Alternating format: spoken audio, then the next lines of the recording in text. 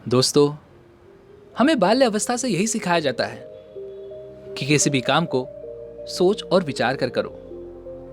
सोचना और विचारना अगर उचित मात्रा में होगा तो ये हमारे लिए फलदायी होता है।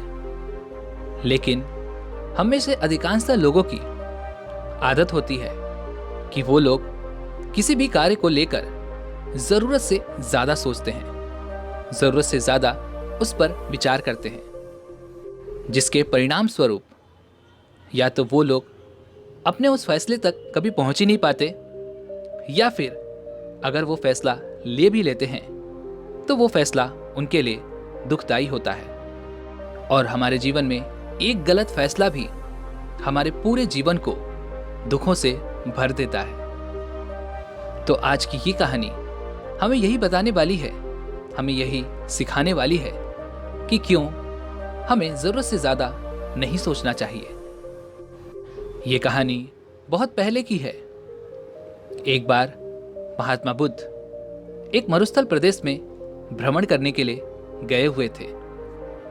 जब उस प्रदेश के लोगों को यह पता चला कि महात्मा बुद्ध उनके प्रदेश में आ रहे हैं, तब वहां के सभी नगरवासी, सभी लोग, यहां तक कि वहां के राजा भी महात्मा बुद्ध के स्वागत के लिए वहां पर पहुंच गए। सभी ने मिलकर महात्मा बुद्ध का आदर सत्कार से स्वागत किया और उन्हें उनका स्थान ग्रहण करवाया। वहां के सभी लोग ये जानते थे कि महात्मा बुद्ध बहुत ही दयालु हैं, बहुत ही करुणावान हैं। वहां के राजा भी इस बात से भली भांति परिचित थे कि जो भी महात्मा बुद्ध के पास अपने सवालों को लेकर जाता है वो उनके जवाब लेकर वापस आता है। राजा के मन में भी एक सवाल था जो उन्हें बहुत ही लंबे समय से परेशान कर रहा था। वह राजा उन सवालों का जवाब बहुत ही लंबे समय से ढूंढ रहे थे। महात्मा बुद्ध को अपने प्रदेश में देखकर उनसे अपने सवाल को पूछने की इच्छा जाहिर की। उन्होंने कहा कि हे बुद्ध, मैं आपसे कुछ पूछना चाहता हूं। क्या आप मुझे मेरे इस सवाल का जवाब दे सकते हैं? मैंने इस सवाल का जवाब जानने के लिए बहुत सी कोशिशें की हैं, बहुत प्रयत्न किए हैं। इस सवाल ने मुझे बहुत लंबे समय से परेशान कर रखा है, लेकिन मैं इसका जवाब अभी तक जान नहीं पाया हूं। यह सुन महात्मा बुद्ध उन राजन से कहते हैं कि हे राजन, तुम्हारा प्रश्न क्या है? इस पर वह राजन महात्मा बुद्ध से कहते हैं, हे बुद्ध, क्या इस संसार में कोई ऐसा व्यक्ति है जो महान हो लेकिन कोई उसे जानता नहीं हो? यह सुन महात्मा बुद्ध मुस्कुराने लगे। उन्होंने राजा से कहा, हे राजन, वास्तविकता में इस दुनिया में ऐसे कई असाधारण लोग हैं जिनके बारे में लोग नहीं जानते, लेकिन वो लोग महान हैं। उनकी महानता को कोई भी महत्व नहीं दिया जाता है। यह सुन वो राजा महात्मा बुद्ध से कहता है कि हे बुद्ध, भला ये कैसे हो सकता है कि कोई व्यक्ति बहुत महान हो लेकिन उनकी महानता के बारे में किसी को भी ना पता हो, उनकी महानता के बारे में कहीं भी कोई भी गुणगान ना गाता हो। राजा की इस बात को सुन महात्मा बुद्ध शांत रह गए और अपने स्थान से उठकर खड़े हो गए। उन्हें देखकर राजा भी खड़ा हो गया। तभी महात्मा बुद्ध ने कहा, चलो मैं तुम्हें कहीं लेकर चलता हूं। राजा और महात्मा बुद्ध एक दूसरे के साथ एक गांव की तरफ निकल गए। राजा और महात्मा बुद्ध लगातार उस मार्ग पर चलते जा रहे थे। काफी दूर चलने के बाद उन्हें एक साधारण सी लड़की नजर आई जो तड़पती धूप में एक पेड़ के नीचे घड़े भरकर बैठी हुई थी। महात्मा बुद्ध और राजा दोनों ही उस तड़पती धूप में काफी देर से चल रहे थे। उन दोनों को ही प्यास लग गई थी। उन दोनों ने उस लड़की से पानी मांगकर पिया और उसके बाद उनकी जान में जान आई। राजा को लड़की का ये काम बहुत पसंद आया। राजा ने उसे इनाम देना चाहा।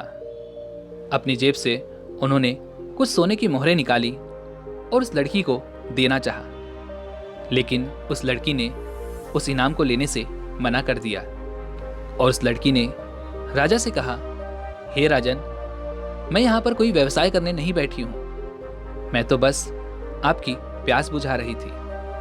मैंने तो बस आपको पानी ही पिलाया है।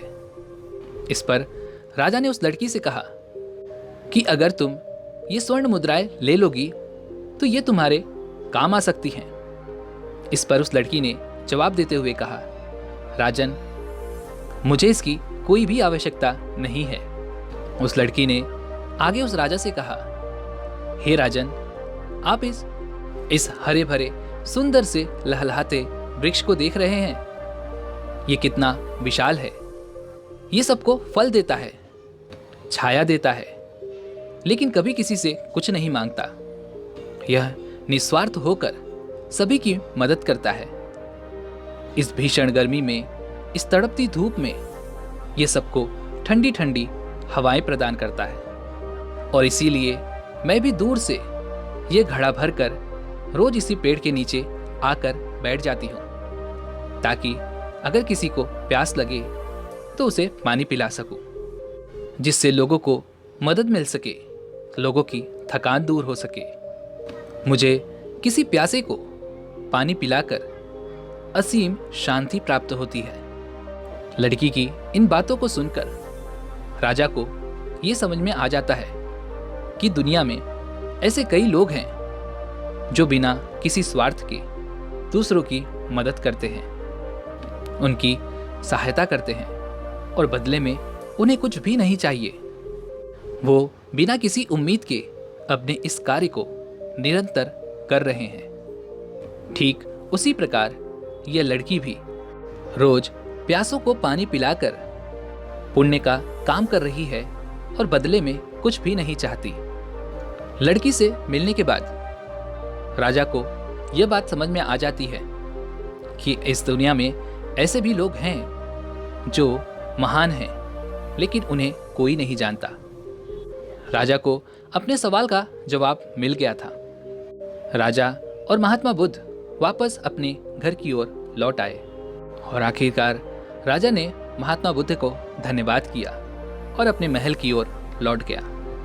दोस्तों, ये छोटी सी कहानी हमें सिखाती है कि इस दुनिया में ऐसे भी कई लोग हैं जो इस दुनिया में अपना महत्वपूर्ण योगदान दे रहे हैं, लोगों की मदद कर रहे हैं, लोगों की सहायता कर रहे हैं और बदले में उन्हें कुछ भी नहीं चाहिए। हमें भी उनकी तरह सोचना और बनना चाहिए। हर जगह सिर्फ अपने बारे में ना सोचकर कभी कभी दूसरों के बारे में सोचना चाहिए। इससे आपके मन को शांति मिलती है।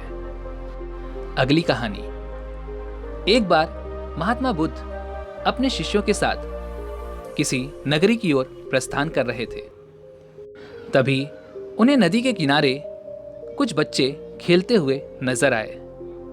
महात्मा बुद्ध ने अपने शिष्यों से कहा, तुम सब यहीं पर रुको और इन बच्चों का खेल ध्यान से देखो। महात्मा बुद्ध और उनके सभी शिष्य वहां पर ठहर गए और उन बच्चों का खेल देखने लगे। सभी बच्चे रेत से घर बना रहे थे। महात्मा बुद्ध और उनके शिष्यों ने यह भी देखा कि सभी बच्चे एक दूसरे से बड़ा घर बनाने की कोशिश में जुटे हुए थे। तभी अचानक एक बच्चे का पैर दूसरे बच्चे के घर पर लग जाता है और वह घर गिरकर वापस वहीं मिट्टी में मिल जाता है। यह देख वह बच्चा जिसका घर टूट गया था, उसने दूसरे बच्चे का घर तोड़ने की कोशिश की और इस बात को लेकर वो दोनों आपस में लड़ने लग गए। काफी देर लड़ने के बाद आखिरकार वह बच्चा उस लड़के का घर तोड़ने में कामयाब हो जाता है और उसे संतुष्टि मिलती है। उसके मन को ये शांति मिल जाती है कि आखिर उसने उसका भी घर तोड़ दिया और अपना बदला ले लिया। और फिर दोनों ही बच्चे शांत होकर फिर से अपना घर बनाने में जुट जाते हैं। महात्मा बुद्ध और उनके शिष्य ये सब नज़ारा वहीं पर खड़े होकर देख रहे थे। बच्चे अपना घर बनाने में इतना मग्न थे कि उन्हें महात्मा बुद्ध और उनके शिष्य नजर ही नहीं आए। तभी वहां पर एक औरत आती है और कहती है कि तुम्हारे घर वाले तुम्हें ढूंढ रहे होंगे, तुम्हारी प्रतीक्षा कर रहे होंगे और तुम सब यहाँ पर खेल रहे हो। सभी बच्चे चौंक जाते हैं और देखते हैं तो उन्हें पता चलता है कि शाम हो चुकी है और अंधेरा होने को है। तभी सभी बच्चे अपने अपने घरों की ओर कूच करते हैं और इस दौरान वह अपने घरों की ओर इतनी तेजी से दौड़ लगाते हैं कि जो घर उन्होंने बनाया था वो उस पर ही कूद कर भाग जाते हैं और वे सारे घर टूट कर बिखर जाते हैं। यह देख महात्मा बुद्ध ने अपने एक शिष्य से कहा, बताओ तुमने यहाँ पर क्या देखा? वह शिष्य कहता है कि हे बुद्ध, मैंने यहाँ पर पूरा जीवन चक्र देखा है जो लोग सदियों से चलाते आ रहे हैं। सदियों से सभी मनुष्य अपने लिए बड़ा घर बनाना चाहते हैं, जिसके लिए वो एक दूसरे से लड़ते रहते हैं, झगड़ते रहते हैं, ताकि सबसे बड़ा घर उनका ही बन सके। जैसे कि अभी इन बच्चों ने आपस में बड़ा घर बनाने की कोशिश की थी, जिसके लिए उन्होंने आपस में झगड़ा भी किया था। जब कोई हमसे बड़ा घर बना लेता है या फिर उसके पास हमसे अधिक संपत्ति हो जाती है तो हमारे मन में ईर्ष्या का भाव उत्पन्न हो जाता है। हम उस व्यक्ति को नष्ट कर देना चाहते हैं, उसकी संपत्ति खत्म कर देना चाहते हैं ताकि वो बर्बाद हो जाए और उसकी सारी संपत्ति नष्ट हो जाए और हमारा घर और हमारी संपत्ति सबसे बड़ी हो जाए। ठीक उसी प्रकार जिस प्रकार उन दोनों बच्चों ने आपस में लड़कर एक दूसरे का घर तोड़ दिया था और उसके मन में एक तसल्ली भी हुई थी कि जैसा वो चाहता था वैसा उसने कर दिया, वैसा उसे मिल गया। और हम मनुष्य बस इसी चक्र में लगे रहते हैं, जैसे उन बच्चों ने सुबह से लेकर शाम तक अपने घर का निर्माण किया। ठीक इसी प्रकार हम मनुष्य अपना पूरा जीवन बड़ा से बड़ा घर बनाने में, धन, संपदा, संपत्ति बनाने में अपना पूरा जीवन इसी में व्यर्थ कर देते हैं। लेकिन हम ये भूल जाते हैं कि हमारे सारे रिश्ते, सारी संपत्ति, धन सब यहीं रह जाएगा और आखिरकार एक दिन अंतिम समय भी आ जाएगा। जिस प्रकार शाम होते ही वे बच्चे अपनी घर की ओर वापस लौट गए, ठीक उसी प्रकार जैसे ही हमारा समय पूरा होता है, हमारा अंतिम समय आ जाता है। हमें ये संपत्ति, ये रिश्ते नाते, ये धन, ये सब मोह माया हमें यहीं पर छोड़कर जाना है। जैसे इन बच्चों को अपने खेल के बीच में समय का आभास नहीं रहा, ठीक उसी प्रकार हमारा पूरा जीवन भी इसी तरह से व्यर्थ हो जाता है और अंत में हमारा समय भी आ जाता है।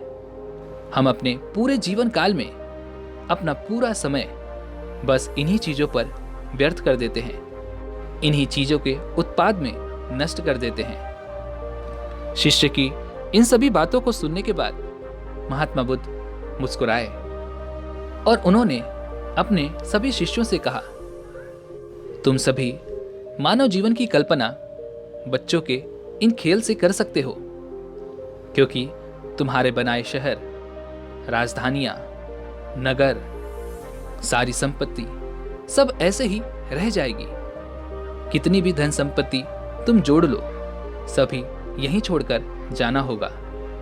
अपनी इस भाग दौड़ वाली जिंदगी में तुम सब बिना कुछ सोचे समझे बस दौड़े जा रहे हो, दौड़े जा रहे हो। तुम सब ये भी भूल गए हो कि तुम कौन हो, तुम्हें खुद को मिलने का भी समय नहीं मिल पाता।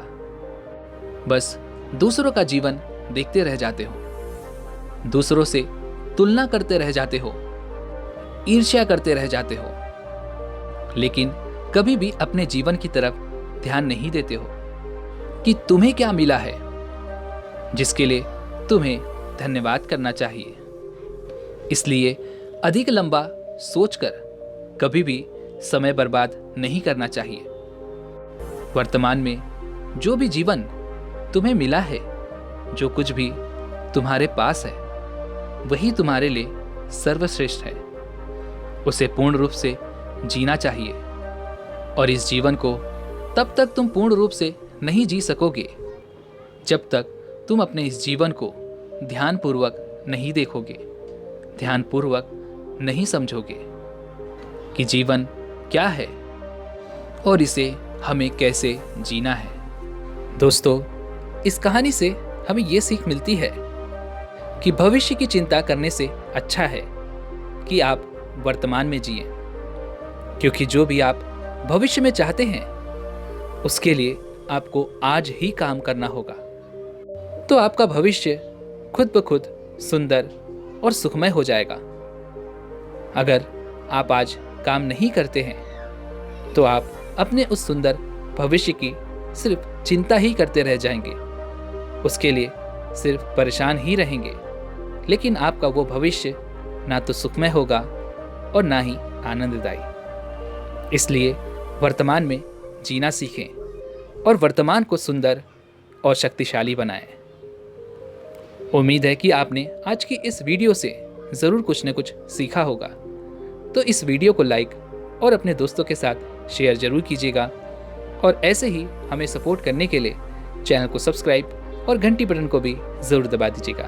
तो चलिए मिलते हैं ऐसी एक और वीडियो में। तब तक के लिए अपना ख्याल रखें। धन्यवाद।